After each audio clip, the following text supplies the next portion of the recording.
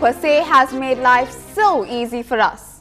Now imagine an ATM that talks. For any normal person, that is luxury, but for the differently abled, it is a blessing in disguise. What's even more special about this talking ATM is that it is invented by a man who may have lost his eyesight but not his vision. Hariharan reports.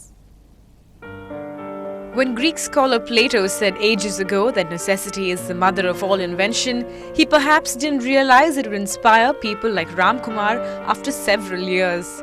The 25-year-old Chennai-based young bank employee has invented what could debatably be called the easiest mode of banking, a talking ATM. Talking ATMs hired by the State Bank of India for the specially abled people are set up in 5 centers in Chennai. My role in this talking ATM was to create the entire voice guidance for these ATMs, which will guide the user for throughout the transactions. It will start speaking once the card is swiped in, and it will end by saying thank you for using our State Bank ATM. You have chosen cash withdrawal. To continue, press the 3rd button from top right, or to go back to the previous option, press the 4th button from top right. Please select your account type. For current account, press 3rd button from top right. For savings account, press 4th button from top right. You have chosen savings account. For the visually challenged, the ATMs have got special features like this. For example, the 5 embossed is already there at all the keyboards. And we have special braille characters to identify the keys on both the sides. And we have a socket for using the headset, so that the person, suppose he is having a headset on his own, he can insert and then do it for a privacy. And he can also use a voice control. This is a talking ATM. We call it as a talking ATM. So he can increase the volume according to his convenience. And in the note dispensing area, there is a braille. With this, the customer, if he is visually challenged, he can identify and then use the ATM very easily like a normal customer. Ram Kumar lost his eyesight at the age of 10.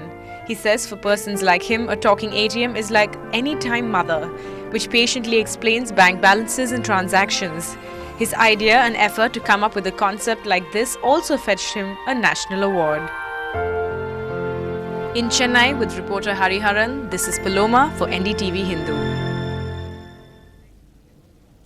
Amidst reports that the CBI will soon be filing a formal charge sheet against high-profile corporate firms SR and Loop in connection with the 2G scam, contradictions within the government appear to have erupted over the case. Speaking to NDTV, Law Minister Salman Khurshid says he believes that neither the company has committed any illegality nor broken any law.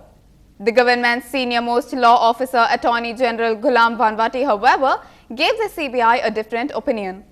When asked if the CBI would still proceed with the charge sheet, Khurshid said that the CBI was free to take an autonomous decision. Let's look at a sidebar to the 2G controversy that has involved your ministry, and that's the SR Loop case.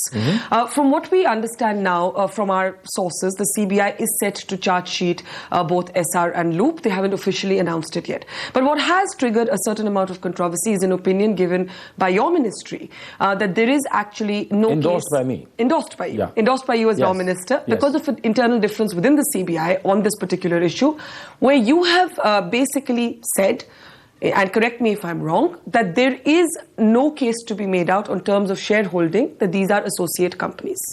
Is that correct? Absolutely, yeah. And I've gone further.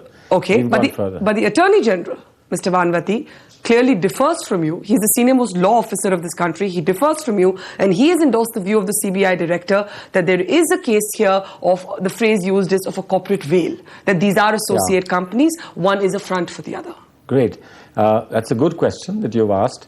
Now, would you be surprised if I said the Attorney General and I don't disagree? How would you explain that? And if we did disagree, I think we are perfectly justified in disagreeing.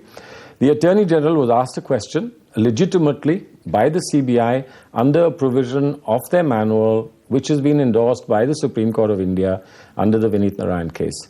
If there's a difference of opinion between the Director of Prosecution, that means a legal officer, and the Director of CBI, they have to refer the matter to the Attorney General. What started as tanks for religion slowly became reservoirs. Temple tanks in the city have been used for several purposes by the devout. But in recent times, after a spate of heavy rains and lack of maintenance, the tanks have started to lose its speciality. It's more a garbage dump right outside the temples. Here's a reality check.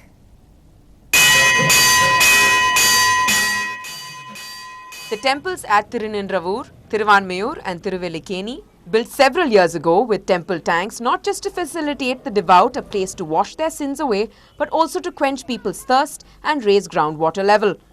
Look at what it has become today, a garbage dump. The public says it is the temple administration and the local administration to blame.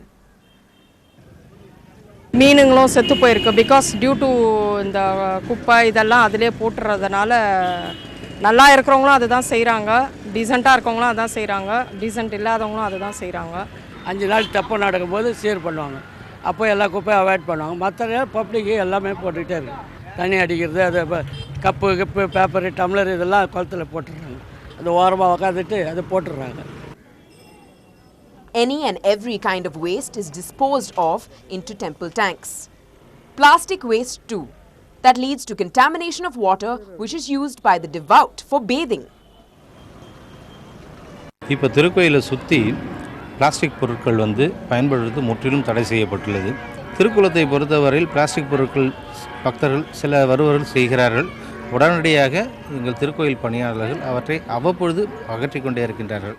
Over 40,000 temples are under the control of the Hindu Endowment Board. It leaves no doubt that the responsibility of protecting these temples of great historical importance lies with the government. In Chennai with Manikandan, Natasha Doraiswamy for Ndtv-Hindu. Moving on to some national news that includes a major tragedy at a leading hospital in Kolkata.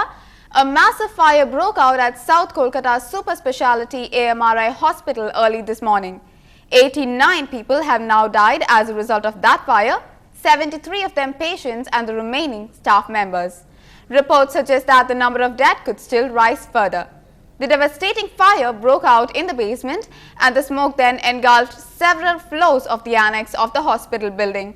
The fire broke out at around 3 o'clock in the morning, but the rescue operations began only 2 hours later. Several patients were rescued and the dead bodies brought down with the help of ropes. This is the second major fire at the hospital since 2008. An FIR has been filed against the hospital authorities by the fire department. The hospital owners are expected to surrender to the police shortly. Not sure we should be here at all. The smoke is very, very noxious and everything here, as you can see, is burnt. This is the ground floor lobby of the AMRI hospital. As you can see, a very fancy hospital. There is even an international patient liaison board over there on my left, which you can see clearly a very posh hospital that today lies in shambles, where the fire apparently started in the basement. We didn't even get a glimpse of the fire, but what turned killer is the smoke, the noxious smoke that emanated from the basement and engulfed the building. The building, which had a facade which is completely glass, it was completely air conditioned, and therefore the gas spread, suffocating so many people to death. The gas was noxious because we are told that it was the basement where the fire started was meant to be a parking lot for the hospital, but it had been turned into something of a storeroom by the hospital, which stored over there not only oxygen cylinders, perhaps gas cylinders, oh my God, as well as chemicals, innumerable chemicals, and that is what turned the fumes so noxious and killer. It is dangerous to be here. The floor is beginning to give way under me.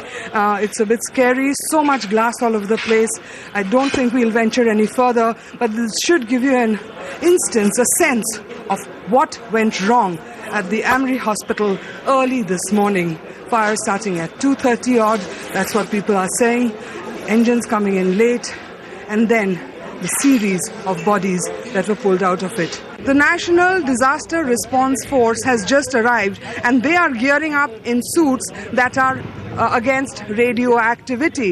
As you can see, very special suits. This man putting on special gloves, and as you can see, these packages over here saying whatever, and then saying over here that they are NCB permeable suit and meant for radioactive situations. I can see this over here. This should make the picture clear. This is protective NBC gloves, including liner. So there are clearly fears of radioactivity now leaking from the hospital. Let me ask this gentleman, sir, Commandant Dhar, why are you all wearing this gear? What are the concerns? This is just a prevention measure. If there is anything, which is, harmful from this nuclear, chemical or this radiological point of view, only for that measure we are putting on this dress. So have you all been warned about it by the hospital authorities? Not yet, but, any hospital, if something happens, it is bound to be there that there may be some sources like radiology department is there. So we have to take every precaution. Okay, so that's the precaution they are taking. Clearly fears of radioactive emissions coming out from the hospital, which also had an oncology department. You can see this person putting on a very, very special kind of mask that is designed specifically, perhaps, for a radiological situation. I was speaking with the Vice President of the hospital just a few minutes ago, and Mr. S. Upadhyay confirmed that there was something called Liniac X-ray machines at the hospital, and those were perhaps high energy consuming. He would not use the word radioactive, but he said that because of the fire, they have now informed the AERB, or the Atomic Energy Research Regulatory Bureau, because that is statutory, they have to inform them in situations like this. So AERB has been informed, the disaster response force is here, and radioactivity from the fire at AMRI hospital a real possibility now. In Kolkata with GD Shankar, Monideepa Banerjee, NDTV. A cheerful Chennai welcomes the Indian cricket team after an early series win. More on that on the other side of the break.